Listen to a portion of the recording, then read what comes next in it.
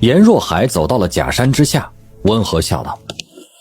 假山这边没有什么人会来，放心吧。你先前关于院子的说话极是，希望他能听懂一些。范闲微微一笑应道：不如老先生深交，用自己的脑袋包我的脑袋，一切为了庆国。严冰云终究还是舍不得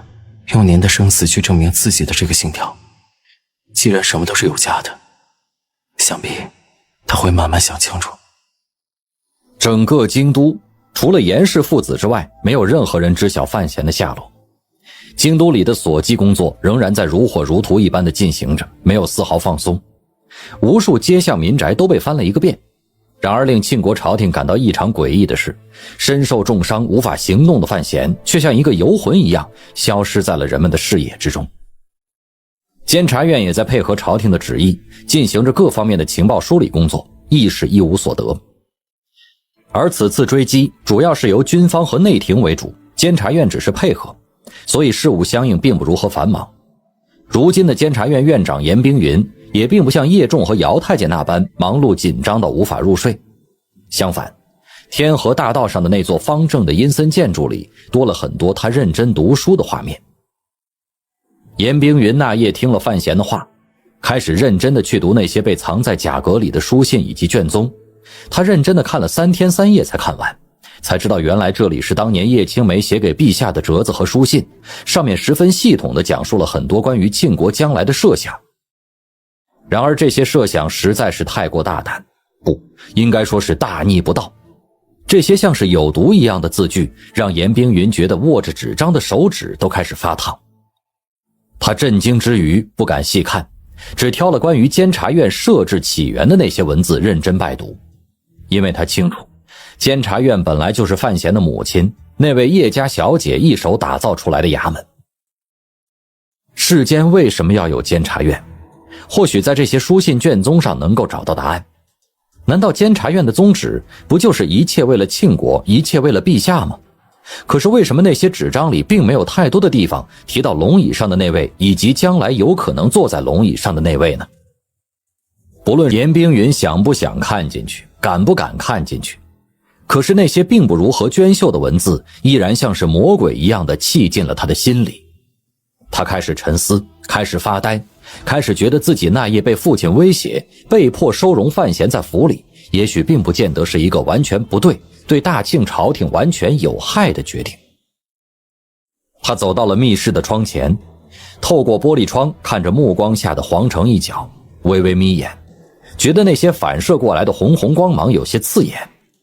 微怔了怔后，他从书桌里的某个角落里翻出了一块黑布，重新将这块黑布扯开，仔仔细细小心翼翼地蒙在了玻璃窗上，挡住了皇宫的景象，似乎这样他才能够安心一些。宫里的皇帝陛下当日被刺客重伤，却侥幸没有归天，只不过时而昏迷，时而苏醒，也不知道今日的状况如何。但就是这位强悍的皇帝陛下偶尔醒过来时，冷静甚至有些冷漠地颁下了一道道追击的命令，务求要将范闲留在庆国的疆域之中。相反，对于那些北齐和东夷城来的刺客，那几位侥幸活下来的刺客，朝廷却根本不怎么在意。严冰云掀开黑布一角，眯着眼睛看着那座辉煌的皇城，想到了另一桩事情。似乎除了追杀范闲或者是寻找范闲尸体的行动之外，内廷隐隐约约是在寻找一样事物。在陛下的心中，似乎那件事物比范闲还要更重要一些，那会是什么呢？小雪时下时歇，皇宫前的广场上早已经没有几日前留下的痕迹，血水混着血水早已被清洗干净，露出了下方干净整洁的青石块。那些漫天飞舞的剑痕也没有留下丝毫证明，只有皇城朱墙上头的青砖，还有西面的青石地上几个令人心惊胆战的深洞，昭示着那日的残酷，同时向过往的人们证明了恐怖的天外异击确实曾经存在过，而不仅仅是人们臆想出来的动静。范若若披着一件雪白的大履，安静地站在皇城下幽深的宫门前，等待着禁军与侍卫联合审验入宫的腰牌。贺大学士于门下中书御赐之后，整个京都各衙门的防卫力量都森严到了一种战时的状态。而范若若心知肚明，真正让朝廷感到惊恐的还是陛下御赐的事情，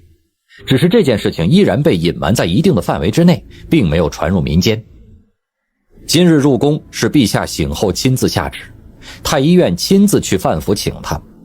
这不仅仅是因为范若若承自青山和废界一系的医术已经达到了某种境界，更关键的是，皇帝陛下所受的重伤并不是那些刺客留下的内伤与剑痕，最致命的还是胸口处被飞剑射入血肉的那些钢片。而众所周知，这种奇怪的叫手术的治疗方法，整个天下似乎只有范家小姐才会。在来的路上，范若若就已经从太医正的嘴里知晓了皇帝陛下目前的身体状况，知道陛下并没有死在自己的那一枪下，范若若的心里不知有怎样的感触。但很奇妙的是，她并没有什么太过严重的失望情绪，只是有些惘然。她在宫里住了整整5个月，在御书房里待了5个月，甚至可以说她是这些年来在陛下身边待得最久的女子。她很清楚那位已经渐渐老了的君王是一个什么样的人，可关键在于这位君王待范若若确实与众不同。入宫后自己小心，若陛下意识不变，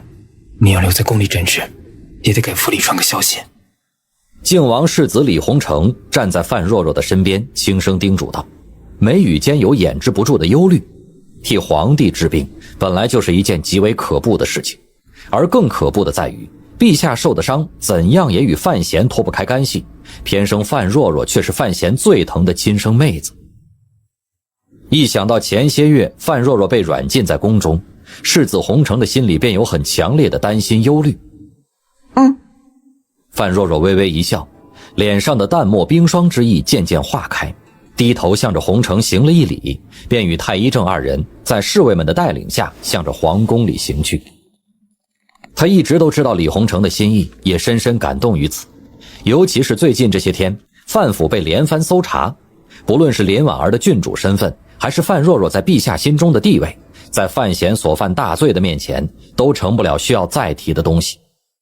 而就在此时，从西凉路回来后出任枢密院副使的李弘成却根本不避嫌疑，十分勇敢地坐镇范府，将那些如狼似虎的军士好生压制了一番。如果没有李弘成，只怕如今范府的日子要难过太多。